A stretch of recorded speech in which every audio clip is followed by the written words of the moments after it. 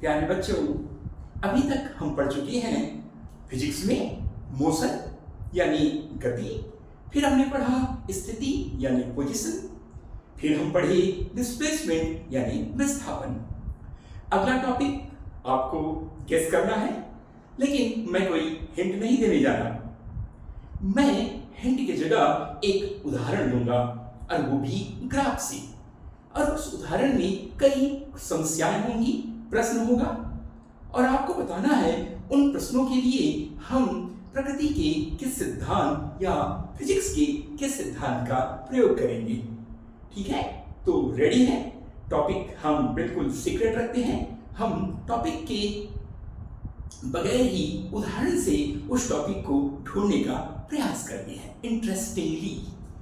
तो हम देखते हैं कि यहाँ एक ग्राफ बन गया, बिल्कुल graph, X Y graph, X Y समतल का ग्राफ। हम नाम दे देते हैं। अब ध्यान दीजिएगा, एक्स वाई है तो एक स्वतंत्र एक परतंत्र राशि होती है, तो हम इसको देते हैं टी यानी टाइम, टी सेकंड, क्योंकि हम पोजीशन पढ़ चुके हैं। पोजीशन यानी स्थिति, तो आपको मालूम है कि स्थिति के लिए हम टाइम भी लेते हैं और हम देते हैं एक्स यानी दूरी, जिसे नापते हैं मीटर से, तो समय को हम मापेंगे सेकंड से और हम दूरी को मापेंगे मीटर से। तो एक्स वाई की जगह मैंने एक्स टी ग्राफ बना दिया। अब हम इसको दे देते हैं इसके मूल्य, तो हमने मूल्य दे दिया भाई, ये दे दिया 0, ये 1, 2 सेकंड, 3 सेकंड, 4 सेकंड, और इसी प्रकार इधर ऋणात्मक होगा, ऋण 1, इधर ऋण 1, ऋण 2, ऋण 3, ऋण 4 और ये ऋण 5। ये ऊपर में होगा 1, ये होगा 2, ये होगा 3, इसी प्रकार। तो आप देख सकते हैं यह एक्स टी ग्राफ है या टी एक्स ग्राफ है। टी एक्स ग्राफ को ऑलरेडी मैंने पोजीशन स्थिति में आपको बताया कि कैसे स्थिति को हम एक मिमी 1 डायमेंशन में भी दिखाते हैं। एक मिमी का प्रसार या एडवांस 2 मिमी या 2 डायमेंशन, जिसे हम एक्स वाई प्लेन कहते हैं। इसी प्रकार यह स्थिति को हम विस्तार देते हैं अन्य विमाओं के लिए, अन्य डायमेंशंस के लिए, क्योंकि स्थिति किसकी, वस्तु की, कण की, वो एक बिंदु भी हो सकता है, एक सरल रेखा में भी हो सकती है, एक समतल में भी हो सकता है, या एक आकाश जैसे हम 3 डायमेंशन में भी हो सकती है। और हर जगह स्थिति यानी उस वस्तु की स्थिति को लोकेट करना, पोजीशन बताना, यही चुनौती है जो कि हमने पोजीशन या स्थिति में देखा और पढ़ा। लेकिन अब यहाँ एक रोचक उदाहरण की तरफ हम बढ़ रहे हैं। मान लेते हैं कछुआ, टॉर्टोइस, कछुआ और खरगोश आपने देखा होगा, तो आप उदाहरण खरगोश का भी ले सकते हैं। तो हम एक उदाहरण लेते हैं कछुआ, टॉर्टोइस। तो यहाँ पर एक कछुआ है, बिल्कुल बैठा हुआ है। आप देख सकते हैं ये टी जो है समय और ये एक्स दूरी है, ठीक है। तो ये कछुआ है, यहाँ पर ये कछुआ है भैया, ठीक है, टॉर्टोइस है, हम इसको टॉर्टोइस मान लेते हैं। यहाँ पर कछुआ बैठा हुआ है, अभी बैठा है, उसमें कोई गति नहीं है, क्योंकि आपने देखा है कि हम जब स्थिति पढ़ते हैं तो स्थिति के लिए हमें गति को आधार बनाना पड़ता है, क्योंकि गति के बाद ही हम स्थिति पढ़ते हैं। तो यहाँ पर एक कछुआ बैठा हुआ है, ठीक है, ये कछुआ बैठा हुआ है, ये कछुआ बैठा हुआ है। अभी कछुआ का मन लगता है कि भाई यहाँ तो खाने पीने का कुछ मिल नहीं रहा है, अब हम चलते हैं थोड़ा ऊपर की ओर, मान लीजिए समुद्र का तल है या कहीं भी मान लीजिए। अब उसे खाने पीने का कुछ मिल नहीं रहा है, अब वो क्या करेगा, खाने पीने की तलाश में। भूख तो सबको लगती है, तो हमें जाना है किसी खाने पीने की तलाश में, होटल में, रेस्टोरेंट में, ठीक है। तो ये भी खाने पीने की तलाश में निकलता है, और निकलते निकलते वो किधर, धनात्मक दिशा में। आप देख सकते हैं ये समय जो है धनात्मक दिशा में है, और ये दूरी भी वो बिल्कुल नीचे बैठा हुआ ऋणात्मक में है। तो पोजीशन में आपको मैंने बताया था कि दिशा का क्या अर्थ होता है ना, क्योंकि आप जानते हैं विस्थापन एक सदिश है, सदिश राशि जहाँ पर परिमाण और दिशा दोनों होती है। अब ये खाने पीने के लिए निकलता है, कैसे निकलता है, ये एक्स की तरफ निकलता है, धनात्मक दिशा में निकलता है। बी पॉजिटिव, ये हमेशा पॉजिटिव है कछुआ, कि उसे मालूम है कि खाने पीने का कुछ ना कुछ जरूर मिलेगा। अब ये निकला निकला निकला निकला निकला निकला निकला, अब यहाँ पहुंच गया। अब भाई यहाँ पहुंच गया तो यहाँ से यहाँ पहुंचने में समय तो लगा, तो यहाँ पर कितना था वो t 0 में था, देखो बिल्कुल 0 बिल्कुल बैठा हुआ था, लेकिन वह गति करते करते मोशन से गति करते करते वो कहाँ पहुंच गया, यहाँ पहुंच गया। अब यहाँ पर कितना है t बराबर 3 सेकंड, तो भाई 3 सेकंड में वो पहुंच गया कहाँ पर, x बराबर 0 में पहुंच गया। अभी वो x से भी नीचे था, अब यहाँ पहुंच गया, मतलब यहाँ पर कितना है x बराबर आप देख सकते हैं -5 है, तो यहाँ पर पहुंच गया, तो ये हो गया 3। अब यहाँ पर भी खाना नहीं मिला उसे, या खाना कुछ मिल भी गया होगा, बोला नहीं मुझे और खाना है, तो और ये प्रयास करता है और प्रयास करता है, और ये यहाँ पर जाके रुक जाओ, यहाँ पर उसे भरपूर खाना मिलता है, तो कछुआ यहाँ पर एकदम टुन खा पी के टुन, फील गुड। अब नींद आ रही है ना, आपको नहीं सोना है, कछुए को सोना है, तो कछुआ अब सोने की तैयारी कर रहा है। अब बड़ा इंटरेस्टिंग सा क्वेश्चन है, फिर से आप देख लीजिए कि कछुआ भी कहाँ पर है, यहाँ पर है बिल्कुल -5 में, और t बराबर 0 यानी समय यहाँ पर 0 सेकंड है। अब वो क्या करता है, भोजन की तलाश में आगे बढ़ते बढ़ते बढ़ते बढ़ते बढ़ते बढ़ते कछुआ जो है कब पहुंच गया, कहाँ पर, यहाँ चला गया, और यहाँ पर उसे भरपूर खाना मिला, और खाना खा के बिल्कुल वो टन होके बिल्कुल सो गया। ठीक है भाई, वो तो सो गया पर हमें जगा दिया, मुझे लग रहा आप भी सो रहे होंगे, अब भी जाग जाएंगे। अब मेरा प्रश्न है, जो मेरा क्वेश्चन है, क्वेश्चन बड़ा सिंपल है, ये बताइए कछुआ कितना तेज है, कछुआ कितनी तेजी से चलता है, कछुआ कितनी तेजी से चलता है। आप तेजी यानी आपको बताना है, तेजी का मतलब आप क्या बताएंगे, वेलोसिटी बताएंगे, स्पीड बताएंगे, क्या बताएंगे, पर बड़ा सरल है, कछुआ कितनी तेजी से चलता है यहां पर। ठीक है, बताइए प्रश्न क्या है, हाउ फास्ट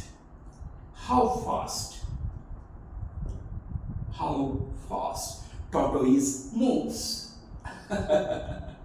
बताइए, हाउ फास्ट tortoise moves, कितनी तेजी से चलता है। तो क्या आप निकालेंगे, यहाँ पर स्पीड निकालेंगे, वेलोसिटी निकालेंगे, क्या निकालेंगे, और आपको बताना है कि इसे कैसे निकाला जा सकता है। हो सकता है इसके कई उत्तर होंगे, कई थ्योरी होंगे, लेकिन मेरा ऑब्जेक्टिव तो ये नहीं है कि कई थ्योरीज को बताना, मुझे बताना कि भाई इस समस्या को आप हल कैसे करेंगे बताइए कैसे करेंगे इस समस्या को हल, और यही इस लेक्चर का टॉपिक भी है। यानी अगर आप बता दिए कि हम इसे इस विधि से हल करेंगे, वही उसका टॉपिक भी होगा। अरे क्या बात, बिल्कुल सही उत्तर आपका, वाह। अब मुझे पढ़ाने की जरूरत नहीं, आप तो पहले से जानते हैं, वेल डन। तो आपने बताया इसका आंसर, निश्चित तौर पे जिनको नहीं मालूम है वो भी देख लें कि हम निकालेंगे यहाँ पर एवरेज वेलोसिटी जिसे करते हैं हम औसत वेग। जैसे मैंने पहले कहा, इंग्लिश और हिंदी दोनों में मैं साथ में पढ़ाता हूँ, तो ये है एवरेज वेलोसिटी, जिसको सांकेतिक भाषा में हम लिखते हैं v, यानी एवरेज v, स्मॉल v, और avg, हमने ये लिखा एवरेज वेलोसिटी। मतलब ये कछुआ कितनी तेजी से चलता है, इसका संबंध है एवरेज वेलोसिटी से। और आप जानते हैं कि परीक्षा में कई प्रश्न आते हैं एवरेज वेलोसिटी से लेकिन अब आप निकालेंगे कैसे, तो पहले आपको कई सिद्धांतों को आपस में जोड़ना होगा। वैसे मैंने बताया था पोजीशन आपको एक विमी में, 1 डायमेंशन में भी और 2 डायमेंशन में भी। तो अगर मेरे पुराने लेक्चर को आप देखें कि 2 डायमेंशन में मैंने कैसे किसी वक्र, तो ये जो निश्चित तौर पे जो ये वक्र है वो xt को बिलोंग कर रहा है, xt यानी ये x परतंत्र राशि है और t स्वतंत्र राशि है। तो मैंने आपको उदाहरण दिया था वहां पर xt, x बराबर 2 मीटर का आप देखे होंगे, तो यहाँ पर भी यह एक वक्र है। लेकिन वक्र मैंने पहले बताया था आपको कि अगर हम जब गति की बात करते हैं तो गति हमेशा परिभाषित होता है, कैसे, यहाँ पर तो गति हो रही है, लेकिन गति की परिभाषा जो बुनियाद है वह हमेशा स्ट्रेट लाइन को फॉलो करता है। आपको याद होगा मोशन का पहला जनरल प्रॉपर्टी है, ये सामान्य गुण है कि हम motion along with a straight line, यानी गति हमेशा सरल रेखा के सापेक्ष परिभाषित होती है। तो यहाँ पर भी उस गति को हमको सरल रेखा के सापेक्ष परिभाषित करने का प्रयास करना है, या हमको निकालना है कि कछुआ कितनी तेजी से चलता है।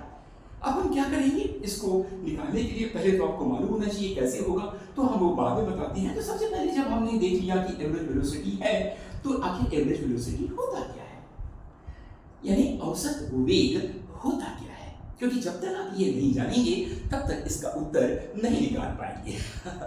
तो इसका उत्तर होता है बड़ा सिंपल सा, लेकिन उत्तर बताने के पहले मैं क्या करता हूँ, इन जो आपको दिख रहा है ये वक्र को, इसको मैं एक सरल रेखा, क्योंकि आपको मालूम है कि गति का पहला गुण है कि वह सरल रेखा का पालन करता है। तो आप समझ लीजिए ये सरल रेखा, बिल्कुल ये सरल रेखा है भाई, ये सरल रेखा मैंने खींच दिया, ठीक है। तो आप देख सकते हैं सरल रेखा जो हमने खींचा, तो आपको मालूम है जब इधर हम लेंगे तो समय होगा और इधर हम लेंगे वह क्या होगा, ये दूरी होगी। तो आप देख सकते हैं कि यह एक सरल रेखा है, लेकिन गति के फिर से मैंने बताया था प्रगुण में कि मैंने कहा था कि गति या तो सरल रेखा के सापेक्ष होती है, लंबवत होती है, या ये सरल रेखा क्षैतिज भी हो सकता है, हॉरिजॉन्टल भी, वर्टिकल भी, और तिर्यक यानी स्लैंट भी हो सकता है। तो यहाँ पर तीसरा गुण है स्लैंट यानी तिर्यक। अब भाई ये सरल रेखा तिर्यक है, झुकी हुई है। अब ये बताओ झुकी हुई है मतलब हम इसे नापेंगे कैसे? ढाल, बिल्कुल सही, स्लोप। हम इसे नापेंगे ढाल से या स्लोप से। ढाल यानी टेंजेंट, स्लोप है ना। ढाल कैसे नापा जाता है आपको मालूम है? ढाल यानी सोचो कि कहाँ से हम कितनी तेजी से देखिए, फिर एवरेज वेलोसिटी आ गया, फिर ढाल आ गया। अब जब ढाल आ गया तो टेंजेंट आ गया, टेंजेंट आ गया तो हम देखेंगे कि आपको मालूम है स्थिति जब विस्थापन हो रहा है, क्योंकि भाई कछुआ जो यहाँ था वो विस्थापित होकर यहाँ चला गया, इसमें विस्थापन भी छुपा हुआ है। और विस्थापन को भी मैंने बताया था, क्योंकि पहले गति, फिर स्थिति, फिर विस्थापन। विस्थापन का मतलब होता है प्रारंभिक स्थिति से अंतिम स्थिति तक जो परिवर्तन होता है वही विस्थापन होता है। The change from initial position to final position और टर्मिनल पोजीशन, इसी को हम डेल्टा एक्स कहते हैं या विस्थापन कहते हैं, जो ऑलरेडी आपने पढ़ा है। तो यहाँ पर भी बदलाव हो रहा है, किसमें? स्थिति में बदलाव हो रहा है कि कछुआ भैया खाने की तलाश में आदमी कहाँ नहीं जाता, जहाँ मिलता है खाना वहाँ होता है ना। तो भाई ये कछुआ दौड़ते दौड़ते चला गया, तो हम क्या करेंगे, इन दोनों को जोड़ देंगे, स्लोप निकालेंगे भाई। तो ये हमने इसको जोड़ दिया। अब हमारा जो मापन होगा वो बड़ा आसान हो जाएगा। क्यों आसान हो जाएगा? क्योंकि भाई यहाँ इस x में यहाँ पे देख सकते हैं ये वाला जो x है, ये वाला x हमने पूरा नहीं लिया, छोटा सा लिया, तो ये हो जाएगा डेल्टा x, ठीक है। और ये वाला जो पूरा t है अनंत t का t समय, तो भैया कहाँ तक कोई नहीं जानता, तो इस t को हमने क्या ले लिया, डेल्टा t ले लिया, डेल्टा t। डेल्टा का मतलब है कि भाई इस पूरे x अक्ष में हमने केवल उस अक्ष को लिया जो कछुए से जुड़ा है। मेरे को पूरा दुनिया का खाना नहीं खाना है भाई, मेरा छोटा सा पेट है, जितना मेरा पेट में आ जाएगा बस उतना खाना है, बाकी सबके लिए खाना होना चाहिए, ठीक है। तो यहाँ पर डेल्टा x और ये डेल्टा t, लेकिन डेल्टा x और डेल्टा t दोनों अलग तो होंगे नहीं, क्योंकि दोनों का संबंध तो एक रेखा से है। तो अब हम क्या करते हैं, अब हम इन दोनों का अनुपात ले लेते हैं। तो हमने क्या किया, ये विस्थापन है, किसमें विस्थापन, x में विस्थापन, तो हमने ये डेल्टा x लिया। लेकिन डेल्टा x में विस्थापन यूं ही नहीं हुआ, क्योंकि जब विस्थापन हो रहा है तो विस्थापन होने में समय भी तो लग रहा है ना भाई, कि यहाँ से यहाँ गया, पहले 0 में था, फिर 1 आया, 2 आया, फिर 3 सेकंड लगा उसको, फिर 3 सेकंड के बाद वो पहुंच गया कहाँ पर, वो 4 सेकंड लगा, 4 सेकंड में उसे क्या खाना मिला, चाउमीन, पिज्जा, बर्गर, वो खा के बिल्कुल टुन्न हो गया भाई। तो क्या होगा, डेल्टा x और नीचे डेल्टा t, क्योंकि डेल्टा x तभी आया जब समय कुछ अंतराल था, इस अंतराल में ही उसने उस दूरी को तय किया, विस्थापन किया। तो डेल्टा x इस समय के सापेक्ष। तो यही भाई बहुत शानदार फार्मूला बन गया आपका, average velocity v average equal to delta x upon delta t। भाई लेकिन आप बोलोगे भाई डेल्टा x क्या है, बताइए। अब तभी बता पाओगे क्योंकि जब आप विस्थापन को जानते हैं। विस्थापन आपको मालूम है कि जब डेल्टा x का मतलब होता है अंतिम स्थिति ऋण प्रारंभिक स्थिति। आप पिछले लेक्चर्स को देखिए, है ना, सब्सक्राइब किया करो भाई चैनल को, है ना। कैसे चलेगा फिर, तो ये हो जाएगा x2 माइनस x1 अपॉन भाई x2 में जब आया तो भाई x2 के लिए समय अलग है, क्या समय है भाई, t2 है माइनस। और जब वो यहाँ पर था, ये वाले ये बिंदु पे था, ये वाला बिंदु और ये वाला बिंदु, दो बिंदु है, ये देखिए, तो ये बिंदु कहाँ पर है भाई, ये t 1 सेकंड में है। तो जब x1 में गया, क्योंकि यहाँ रुका हुआ था, यहाँ चला नहीं है, चलने की शुरुआत मैंने पूछा है हाउ फास्ट टॉर्टोइज मूव्स, कितनी तेजी से वो चलता है, ठीक है। तो यहाँ चलना चालू कर दिया भाई, समय लगा है ना, चलने के लिए क्या लगेगा, समय तो लगेगा। तो ये 1 सेकंड में वो यहाँ से शुरू किया, तो जब t1 में गया तो ये हुआ t1। तो ये इसका सूत्र हो गया भैया, फार्मूला, ठीक है। तो बड़ा सिंपल सा सूत्र है, v average equal to delta x upon delta t, x2 minus x1 और t2 जो है t2 माइनस t1, यानी डेल्टा x जो है विस्थापन है x में और डेल्टा t भी विस्थापन है, अंतराल है, समय अंतराल किसमें, t में। तो डेल्टा x विस्थापन x में, डिस्प्लेसमेंट इन x एंड यहाँ पर डिस्प्लेसमेंट इन t, क्योंकि समय के सापेक्ष वो विस्थापित हो रहा है। ये इसका सूत्र हो गया है, बड़ा शानदार सा, मतलब जो औसत एवरेज वेलोसिटी है, औसत वेग है, वह x में विस्थापन और उसके संगत t में विस्थापन का अनुपात होता है, delta x upon delta t equal to x2 minus x1 t2 minus t1। x2 तब आया जब t2 समय लिया और x1 तब आया जब वह t1 समय लिया, बात खत्म। ये है एवरेज वेलोसिटी, सिद्धांत भी हो गई, थ्योरी भी हो गई, परिभाषा भी हो गई, लेकिन इस समस्या का हल बाकी है भाई, कि भाई वो कितनी तेजी से चलता है, कौन, मैं नहीं, कछुआ, ठीक है, क्योंकि वो तो खा के सो गया, लेकिन हमारे लिए प्रॉब्लम छोड़ दिया भाई, ठीक है। तो अब हम इसको निकालेंगे, चिंता की बात नहीं है। चलिए कैसे निकालेंगे, बड़ा आसान है। तो मैंने ये भी बता दिया कि हम इस सरल रेखा का क्या निकाल रहे हैं, ढाल निकाल रहे हैं। तो डेल्टा x डेल्टा t को हम क्या लिख सकते हैं, slope of A line, slope of a straight line, slope, हम इसको स्लोप लेते हैं, ठीक है, slope of a straight line, इसका स्लोप लेते हैं, ये भी स्लोप भी लिखा जा सकता है भाई।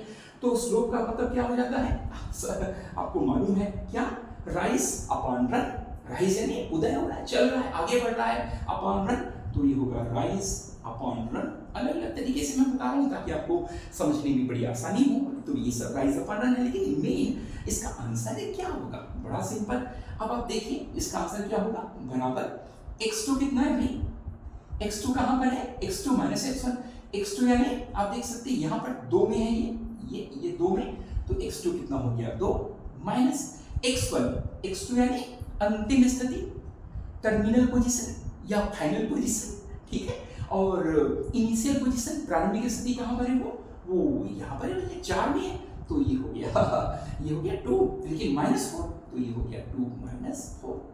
ये मीटर में होगा क्योंकि दूरी को हम किस में नाप रहे हैं, मीटर में नाप रहे हैं, 2 माइनस 4। अब 2 कहाँ पर आया, जब 2 आया तब कितना समय लिया, वो 4 सेकंड का समय लिया भैया, तो हम लिख देते हैं 4 माइनस, और जब वो -4 में था तब कितना समय लिया, 1 सेकंड का समय लिया, 1, तो कितना आ गया भाई, तो 2 माइनस, ये हो गया 6 माइनस माइनस प्लस, और ये हो गया 3। तो आप जानते हैं कि इसकी इकाई क्या होती है, हमेशा लेंथ पर ये हो गया लेंथ पर टाइम। तो चूंकि हमने यहाँ पर पहले से बता दिया है कि हम इसको मीटर में नापेंगे, तो ये 6 मीटर और ये हो गया 3 सेकंड, तो कितना हो गया 3, ये डिवाइड कर दिए, कितना है 2 मीटर पर सेकंड, 2 मीटर पर सेकंड, ये आपका आंसर है। 2 मीटर पर सेकंड क्या है, क्या बता रहा है ये क्या बता रहा है, ये बता रहा है इसकी औसत वेग, एवरेज वेलोसिटी। तो इसका आंसर यही है, उस कछुए की औसत वेग 2 मीटर पर सेकंड है। अब देखिए कितना शानदार है।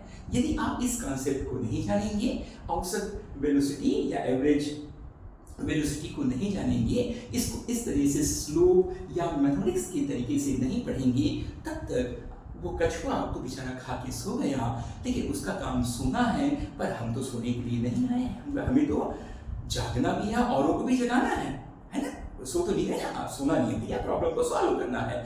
तो ये देखिए बड़ी आसानी से हम इस समस्या को हमने हल कर दिया, और क्वेश्चन का उत्तर भी मिल गया, और टॉपिक भी हम जान गए कि हम पढ़ने वाले एवरेज वेलोसिटी, ठीक है। तो कछुआ हो या खरगोश हो, सबका एवरेज वेलोसिटी निकाला जा सकता है, और उसके पीछे का सिद्धांत ये है।